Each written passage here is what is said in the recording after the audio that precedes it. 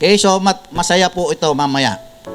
So dito po tayo po sa salita po ng Diyos, 2 Timothy 1:3-5. Tuwing inaalala kita sa aking panalangin, araw at gabi, nagpapasalamat ako sa Diyos na aking pinaglilingkuran ng may malinis na budhi, gaya ng ginawa ng aking mga ninuno. Kapag naaalala ko ang iyong pagluha, nananabik akong makita ka upang malubos ang aking kagalakan. Hindi ko nalilimutan ang tapat mong pananampalataya na naunang tinaglay ng iyong lolang si Loida at ni Eunice na iyong ina. Natitiyak kong nasa iyo rin ang pananampalatayang ito. Okay? Ang title po ng pag-aaralan po natin, ang kahalagahan ng isang ina. Okay? Sabihin mo sa katabi mo, peace be with you. Amen. Kaya pwede na po tayo maupo. Okay? So, ang kahalagahan ng isang ina. So, dahil Mother's Day, okay, so mothers po ang pag-aaralan po natin. Sa ating text, okay, ito po ay patungkol, sinulatan po ni Apostle Paul si Timoteo, na sinasabi po ni Apostle Paul kay Timoteo doon sa ating text na isang tapat sa pananampalataya kay Jesus Christ, si Timoteo. Okay, basahin natin ulit. Sabi po doon sa ating text, tuwing inaalala kita, tuwing inaalala ni Pablo si Timoteo, sa aking panalangin araw at gabi, nagpapasalamat ako sa Diyos na aking pinaglilingkuran ng may malinis na budhi, gaya ng ginawa ng aking mga ninuno. Kapag naaalala ko ang iyong pagluha, nananabik akong makita ka upang malubos ang aking kagalakan. Okay, lumuluha daw po si Timoteo. Lumuluha siya dahil sa pagmamahal po sa kaluluwa. Mahal na mahal niya ang mga kaluluwa gaya ni Apostle Paul.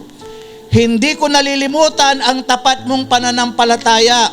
So si Timoteo ay tapat po sa pananampalataya. Si Timoteo ay isang bata lamang. Hindi po siya may edad. Bata lamang po si Timoteo. Ngunit sa kalagitnaan ng kanyang kabataan, siya'y tapat na naglilingkod po sa Diyos. Siya'y manandun po yung puso niya na nagmamahal po sa Diyos. Dalawang libro, dalawang sulat ang isinulat po ni Apostle Paul kay Timoteo, at mababasa nyo yan sa iyong Biblia sa 1 Timothy and 2 Timothy. Pero sino ba si Timoteo? Timoteo was the son of a Greek father and a Jewish mother. He joined Paul during one of Paul's later missionary journeys. Paul addresses Timothy as my true son in the faith. Okay, sa 1 Timothy 1:2 kay Timoteo, na aking tunay na anak sa pananampalataya, biyaya, kahabagan, at kapayapaan nawang mula sa Diyos na Ama at kay Jesucristo na Panginoon natin. So anak ni Apostle Paul sa pananampalataya. Alam niyo po ba yon, na kapag may nasoluin po tayo at sila po ay tumanggap po sa Panginoon at sila po ay ipinanganak muli, nagpabaptize, nagsisat, nagpabaptize, yung nasoluin po natin pong yon ay anak po natin po sa pananampalataya. Kaya yung mga nag-invite, kailangan inaalagahan po nila yung kanilang mga in-invite. Hindi po in-invite mo, tapos yung nag-invite, wala po sa gawain, tapos yung in-invite naman, patuloy na dito po sa gawain. Kailangan inaalagahan. Kaya nga anak, yun ang itinuturing mong anak sa pananampalataya. Alagaan mo yung nasoluin mo sa pananampalataya. Gaya ng si Apostle Paul, inaalagaan niya. Tawag niya sa kanya, anak sa pananampalataya. Timothy served as Paul's representative to several churches. So mababasa po natin sa Biblia, sa mga sulat po ni Apostle Paul, na ipinapadala po niya si Timoteo sa iba't ibang ekklesya. 1 Corinthians 4:17, dahil dito ay aking sinugo sa iyo, si Timoteo, na aking minamahal at tapat na anak sa Panginoon. Pinagmamalaki niya, no? Na siya ang sa inyo ay magpapaalala ng aking mga daang na nga kay Kristo, gaya ng itinuro ko saan man dako sa bawat iglesia. So si Apostle Paul, tinuruan niya si Timoteo, tinuruan niya para maging pastor, tinuruan niya una para maging teacher, naging evangelist din po si Timoteo, pinapadala po si Timoteo sa iba't ibang lugar. Anong responsibilidad po ni Timoteo? Siya ang sa inyo ay magpapaalala ng aking mga daang na kay Kristo. So yung mga daan, yung mga aral na nakuha po ni Apostle Paul kay Jesus Christ, yung katotohanan na nakuha po ni Apostle Paul kay Jesus Christ, si Timoteo yung kanyang ipinadala para ipangaral, para ipaalala po sa Corinthian Church. Sa Ephesians 2:19-21, sabi po rito, datapwat inaasahan ko sa Panginoong Hesus na suguing madali sa inyo si Timoteo, upang ako naman ay mapanatag pagkaalam ko ng iyong kalagayan, sapagkat walang taong katulad ko ang pag-iisip na nagmamalasakit na totoo sa inyong kalagayan. Sinasabi po ni Apostle Paul, wala na siyang ibang makita na ibang lingkod na ng Diyos na kakatulad niya na nagmamalasakit sa mga anak po ng Diyos, sa mga lingkod ng Diyos. Kailangan nandun po yung pagmamalasakit. Kaya tinrain niya si Timoteo na magkaroon po ng malasakit. Amen? So hindi lang basta nagtuturo, hindi lang basta nangangaral, kundi nandun po yung malasakit sa kanilang tinuturuan. Tulad ni Pablo, si Timoteo ay naging maliit na Pablo, isang tapat na lingkod ng Diyos na handang magbata ng hirap, alang-alang sa Ebanghelyo ni Kristo.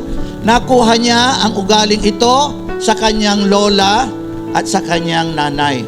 So ibig sabihin, bakit ba natin pinag-aaralan po si Timoteo ito? Kasi maganda ang pagkaturo ng kanyang lola Lida at ang kanyang nanay. Di ba binanggit po natin po kanina? Basahin natin po muli. 2 Timothy 1:5, hindi ko nalilimutan ang tapat mong pananampalataya na naunang tinaglay ng iyong si Lola Loida. Si Lola Loida niya, ni Timoteo, ay tapat din sa pananampalataya. At ni Eunice na iyong ina. Nakuha ni Timoteo yung pagiging mapagmahal sa Diyos sa kanyang lola at sa kanyang nanay, kasi itinuro sa kanya habang bata pa siya yung mga higit na mas importanteng bagay kaysa sa mundo pong ito. Alam niyo po ba kung ano higit na mas importanteng bagay? Na tayo po ay nasa Diyos, na tayo po ay may kayamanan sa langit, na anytime God takes us up or anytime we die, pupunta po tayo sa langit. Kapag namatay ka, saan ka pupunta? Sagutin mo. So ang ganda ng pagkahubog po ni Timoteo. Nandun na yung salita ng Diyos sa pamamagitan na Apostle Paul, tumanggap siya sa Panginoon, at yung pananampalataya ng kanyang lola at ng kanyang nanay. Bata pa lamang, inalagahan na siya at pinalaki siya ayon sa salita po ng Diyos. So ang ganda ng upbringing po ni Timoteo. Okay, so napaka-importante ang papel ng isang ina sa mga anak. Kung walang nanay, ay walang ilaw ng tahanan. Okay? So pag-aralan natin, sa wikang Tagalog, sa kasabihan nating mga Pilipino, ang nanay ay ilaw ng tahanan. Pag-aralan po natin po ito. Okay? Ano bang kahulugan ng nanay ay ilaw ng tahanan? Ang paglalarawan ng ina ay ilaw ng tahanan ay isang metafora. Ibig sabihin, paglalarawan na ginagamit upang bigyan pansin ang mahalagang papel ng isang ina sa isang pamilya. Ito ay ang pagpapahiwatig ng kanyang kahalagahan at impluwensya sa kabuuan ng tahanan. So ang ilaw, una, okay, ang ilaw kasi inihalin tulad, inilalarawan sila sa ilaw ng tahanan. Ang unang ibinibigay ng ilaw ay nagbibigay ito ng liwanag at pag-asa. Okay? So, lahat ng mga nanay, okay, nagbibigay ito ng liwanag at pag-asa. May mga nanay na hindi pa Kristiyano. Hindi pa nila alam ang salita ng Diyos, tulad ng nanay ko, Hindi pa naman siya born again noon. Okay? Pero ang nanay, ginagawa nila ang mga bagay na ayon sa ikabubuti ng kanilang anak, ayon sa kanilang pagkaalam na ikabubuti ng kanilang anak. Kasi nga, hindi pa nila alam ang salita ng Diyos. Halimbawa, nanood po tayo sa pelikula. Okay, nanood tayo sa pelikula. Nag-sacrifice yung nanay para ibigay. Pero ayaw niya na ibigay yung kanyang anak. Nakapanood na kayo ng ganon? Ayaw niya na ibigay yung kanyang anak. Pero masakit sa kanya kasi kapag nasa kanya, hindi na niya mabubuhay. So ayon sa kanyang pagkaalam, ayon daw sa limitado na kanyang pagkaalam kasi hindi niya alam pa ang salita ng Diyos, inisip niya yung kapakanan ng kanyang anak na magkaroon ng mabuting buhay, kaya ibinigay niya yung kanyang anak. Amen? Ayon sa kanyang pagkaalam. At gayon din sa ibang kwento, hindi po ba? Pero mga Kristiyanong nanay, may mga responsibilidad po tayo. Okay? May responsibilidad. Naliwanagan na kasi ang ating kaisipan, mga nanay. Naliwanagan na ang ating kaisipan sa pamamagitan ng salita po ng Diyos. Kaya nga sinabi Psalms 119:105, Thy word is a lamp unto my feet and a light unto my path. Dati hindi natin alam yung ating mga ginagawa. Lahat po tayo, hindi lang naman nanay. So may mga responsibilidad. Ganito marahil ang ginawa ni Lola Loida at Nanay Eunice ni Timoteo. Kaya't sa murang edad pa lamang ay lingkod na ng Panginoon si Timoteo. Sabi ng 3 John 1:2, wala nang dakilang kagalakan sa ganang akin na gaya nito na marinig na ang aking mga anak ay nagsisilakad sa katotohanan. Wala na sigurong nanay kapag nakita niya yung katotohanan, nakita niya yung kaliwanagan, wala na sigurong nanay na magnanais na ibigay sa kanyang anak yung katotohanan imbis na kasinungalingan. Kapag nakita niya yung kaligtasan, wala sigurong nanay na ipagkakait yung katotohanan ng kaligtasan sa kanyang mga anak. Alangan namang, ikaw na nanay, gusto mong mapunta yung anak mo sa imperno. Hindi. Tayong mga magulang, ayaw natin yung mga anak natin mapunta sila sa imperno. Gusto natin sila rin, kapag tayo'y ligtas, sila rin po ay ligtas. Kaya tayo nagkakaroon ng kabigatan sa ating mga anak kapag nakikita po natin hindi ayon sa salita ng Diyos yung kanilang ginagawa. Kailangan magkaroon tayo ng kabigatan kasi kawawa po sila. Ano ba ang dapat ituro ng isang ina sa kanyang mga anak? Number 1, ang responsibilidad ng isang nilalang sa kanyang tagapaglalang. Ituro ng bawat nanay o ng bawat magulang ang responsibilidad na tayo na isang nilalang sa ating lumalang. Deuteronomy 6:5-7, at iyong ibigin ang Panginoong mong Diyos ng iyong buong puso, ng iyong buong kaluluwa, ng iyong buong lakas. At ang mga salitang ito na aking iniuutos sa iyo sa araw na ito ay sa iyong puso. Verse 7, at iyong ituro ng buong sikap sa iyong mga anak ang love the Lord your God with all your heart, with all your mind, with all your strength. At iyong sasalitain tungkol sa kanilang pagka ikaw ay nakaupo sa iyong bahay, pagka ikaw ay lumalakad sa daan, pagka ikaw ay nahihiga, pagka ikaw ay bumabangon. Yan ang ituro natin sa mga anak. For them to love the Lord their God. Yung lumalang po sa kanila with all their hearts, not just love, with all their hearts, soul, mind, and strength. Yan ang ituro po natin. Siya yung lumalang po sa atin. Siya yung pinagkakautangan natin ng lakas. Kunin ang ating hininga, hindi na tayo makakapagtrabaho. Ang lahat ng nasa atin ay galing sa Diyos. At kaya lang tayo naligtas ay dahil lamang sa kanyang habag. Sabi ng Diyos, hindi mo ako pinili, ako ang pumili sa iyo. Ang sama-sama natin, pero pinili pa rin po tayo ng Diyos. Amen? Sama-sama natin. Sabi ni Isaiah, nakita niya yung Diyos. Panginoon, patay ako. Lahat ng nananalaytay sa aking dugo ay pawang kasamaan. Ngunit nagpakita ang Diyos sa kanya. Sama-samaan natin pero pinibig pa rin po tayo po ng Diyos. Sa kabila ng lahat na ginawa ng Diyos, masama tayo, inibig pa rin po tayo po ng Diyos. Anong tawag mo sa tao na hindi marunong magmahal sa Diyos? Hindi marunong magbalik ng pagmamahal sa Diyos. Napakasama naman na pagkatapos ibigay ng Diyos yung kanyang pagmamahal, hindi ka pa nakakikilala sa Diyos, pinroteksyonan ka na ng Diyos sa sinapupunan ng kayong ina, kaya umabot ka sa edad na ito. Hindi ka pa nakakakilala sa Diyos, pinroteksyonan ka ng Diyos sa siguradong disgrasya, at ikaw ay buhay pa rin hanggang ngayon. Napakasama naman na hindi natin mahalin ang Diyos. Kaya ang Diyos na rin ang naging dahilan kung bakit dapat natin siya mahalin. Sabi ng Biblia sa aklat ng 1 John, He first loved us. Siya yung unang nagmahal sa atin, hindi pa man tayo nakakakilala sa Kanya. At sa kabila ng lahat ng kasalanan ginawa po natin, namatay siya para sa atin. At sino mang handang lumapit sa Kanya, tinatanggap niya. Sa lahat na nagsisisi, tinanggap po tayo po ng Diyos. Pinuspos po tayo ng Kanyang Espiritu. Kaya mahalin po natin ang Diyos kasi mahal na mahal po tayo po ng Diyos. Hindi lang basta pagmamahal. With all our heart, soul, mind, and strength. Amen?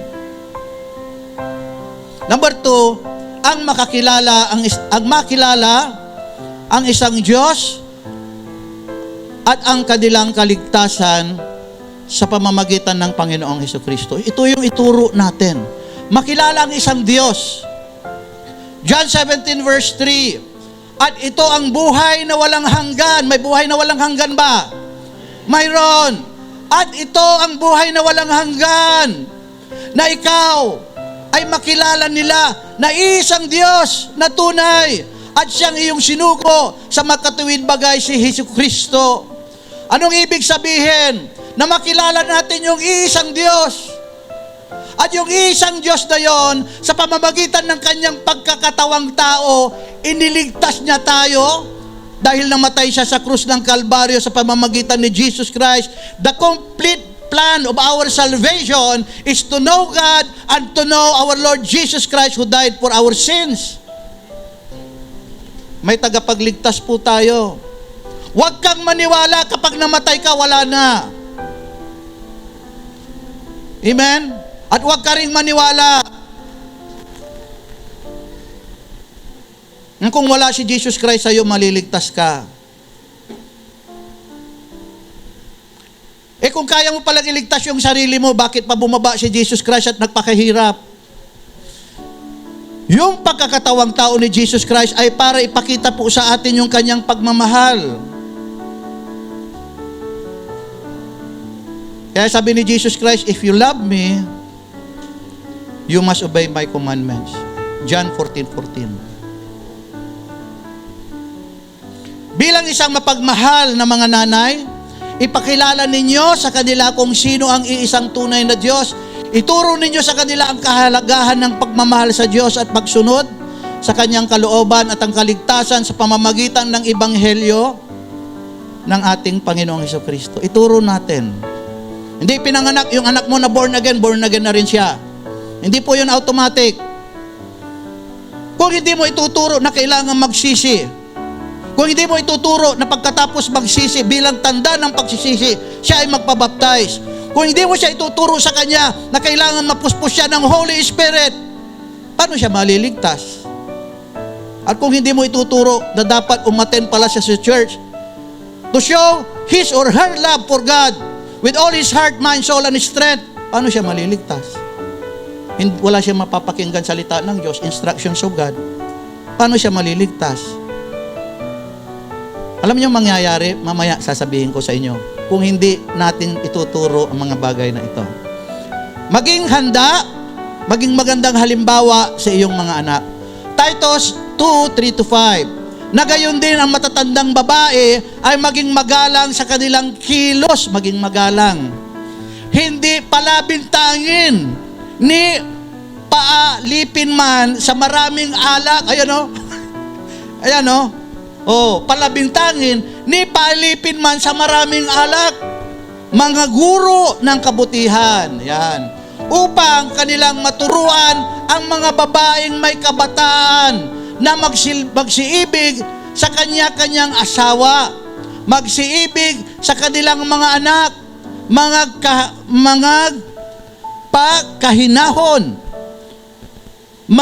pakahinahon, mga pakalinis, mga pakasipag sa bahay. Amen? Magandang loob, pasakop sa kanyang asawa, upang huwag lapastangin ang salita ng Diyos. So be an example. Sabi mga matatandang babae, kayo ba matatandang babae ay may mga pamangkin na batang babae? Mga batang babae o mga anak na batang babae? Sabi, maging example po tayo sa ating mga pagkilos. Amen? Maging example po tayo. Bakit? Baka mamaya nagdadala tayo ng salita ng Diyos, tapos bagaspang yung ating pag-uugali. Wala yung pagkahinahon. Wala yung magiging mabuti. Sasabihin ng tinuturuan mo na babae, nanay, kayo yung example ko eh. Alam niyo yon? Di ba? Yung nanay halimbawa, naninigarilyo. Sabi dun sa anak na babae, anak, di ba sabi ko sa'yo, huwag kang manigarilyo, pero yung sigarilyo nandito. Paano naman iniwala yung anak? Kaya may instruction po ang Diyos sa Biblia, let us give a good example. Magandang example sa ating mga anak na babae o mga kabataang babae. Amen? Andiyan pa po ba tayo? Amen. Ngayon, the home should be a training ground in which mothers may impart wisdom to their little ones by teaching them about God, His Word, the life, and eternal life. Okay? Ano ba sabi ng Biblia? Train up a child while he is still young. Habang bata pa, i-train mo na, kasi pag matanda na, mahirap na. Kapag tinrain mo yung bata, ma-involve man, mapunta sa labas, ma-involve man, may salita ng Diyos sa kanyang puso, iba yung espiritu nila kaysa sa espiritu po sa labas. Iba yung pag-iisip nila kaysa iba po sa labas. Amen? Kaya dalhin po natin po sila sa gawain ng Diyos. Pangalawa, ang ilaw ay nagbibigay init sa tahanan. Lapit na po tayo. May video po tayong panonoorin po mamaya. Dapat may positibong enerhiya sa loob ng tahanan. Ang nanay ay madalas na nagsisilbing inspirasyon at tagapagtaguyod ng pagkakaisa sa pamilya. Kung wala ang nanay, malungkot ang pamilya. Totoo po ba yun? Amen? Dami kong nakita, wala silang nanay, parang hindi po kompleto. Malungkot po ang buhay. Malungkot. Amen? Actually, kadalasan, kaya lang nagsusurvive po ang mga pamilya, nang bababae si lalaki, nang bababaki yung asawa niya, walang pakialam sa pamilya, lasinggo yung asawa niya, kaya lang nabubuo, nananatiling buo po yung pamilya, ay dahil po sa nanay. Kadalasan, naiinis po tayo sa pagtatalak ng ating mga nanay, sa pagbubunganga ng ating mga nanay. Basahin ko na nga lang, ito na lang. Para wala akong mami, sinulat ko kasi rito. Kadalasan, naiinis tayo kapag pinagsasabihan tayo ng ating mga nanay. Pero ang totoo, iniisip lamang nila ang ating mga magandang kinabukasan. Ayaw nilang pagdaanan natin ang hirap. Kaya madalas, matalak, madaldal, at hindi tumitigil ang kanilang mga bunganga. O minsan, may problema, ngunit hindi sinasabi kasi sinasarili yung problema. Kung pinapagawa tayo ng mga gawaing bahay, yaon ay inihahanda lang tayo sa malayong hinaharap na tayo din ay magiging mga nanay pagdating ng araw. Pagdating ng araw na yaon ay sanay na tayong maging mabuting nanay kasi nga sanay na tayo sa gawaing bahay. Pagkatandahan, na hindi habang buhay ay kasama natin ang ating mga nanay. Dadating ang araw sila'y mawawala sa oras na yaon at hahanapin natin ang kanilang pagtatalak, walang tigil na bunganga, pagdadaldal. Sa araw na yaon ay maiisip natin, masarap palang magkaroon ng nanay. Amen? Kaya binigyan ko po ng meaning po yung mother dahil Happy Mother's Day. Okay? So, next slide. So, M, okay, magnificent gift that God has given us. O, out of her womb, she delivered us. T, tears of joy dropped from her eyes upon seeing us. H, her heart is full of love. She always takes care of us. Every day, she gets up early just to cook for us. And our righteous woman is she. She bears all the troubles and pain only to make sure we get all the gains.